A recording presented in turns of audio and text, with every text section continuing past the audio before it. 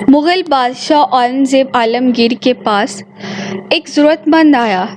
कहने लगा, ऐ शहंशाह आलमगीर, मैं नहायत गरीब इंसान हूँ।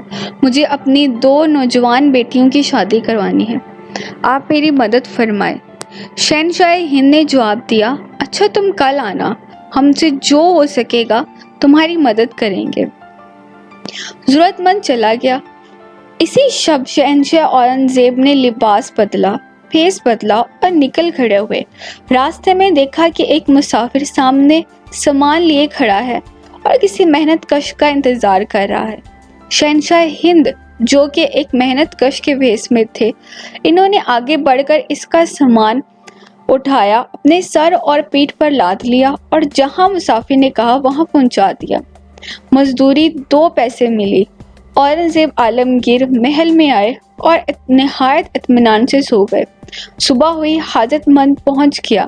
शहंशाह हिंद ने फरमाया कि ये मेरी मेहनत की कमाई है, कतई हलाल है, 2 पैसे हैं, ले जाओ, अल्लाह तुम्हारा मददगार है। वो हाजतमंद बहुत ही हैरान और परेशान हुआ। 2 पैसे, इन 2 पैसों से मैं अपनी 2 बेटियों की शादी कैसे कराऊंगा? मायूस हो गया और चल पड़ा अपने इलाके की तरफ। रास्ते में इसने देखा कि अनार बिक रहे हैं। इसने उन 2 पैसों के अनार खरीद लिए। इसके इलाके में अनार नहीं होते थे और वो सफ़र करते करते अपने इलाके में पहुंच गया।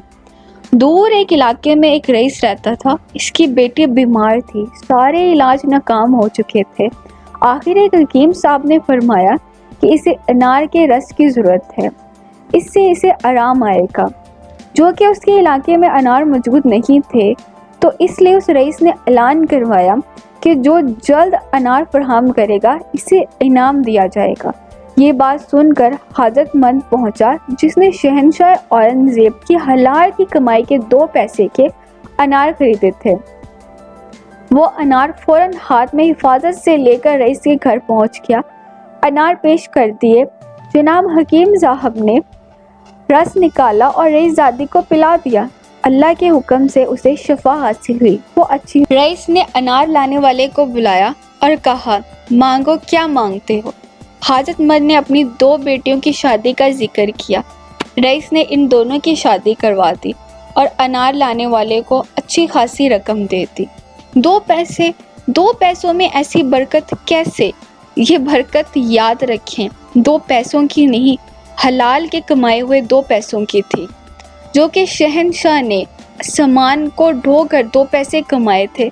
इसकी मेहनत के थे, हलाल की कमाई थी, इसीलिए ऐसी बरकत थी।